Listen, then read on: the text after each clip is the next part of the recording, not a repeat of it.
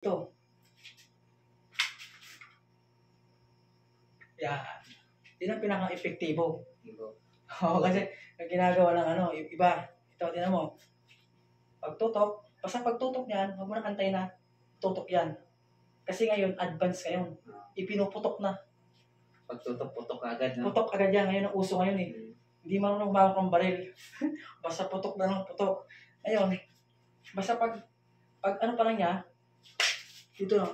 Kahit dyan mo na hawakan yan, okay lang yan. Diba? Dito. Ulitin natin. Bang! Pinuputok na eh. Ano? Andun yung baril. Yung bala. Gumaganyan. O dito kang mawak ko. Tayo pa na konti. Yan. Ulitin natin. Basta kapag tumutok, wag mo na antayin. Tumutok.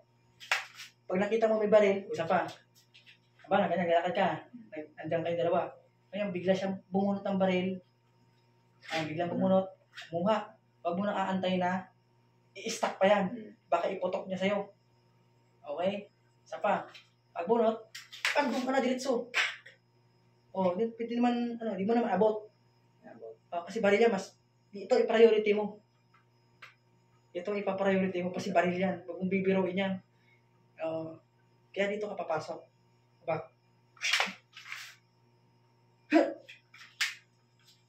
Yan. Number 1 lang yan. Kung sa ulo naman, yan. Ganun din sa ulo.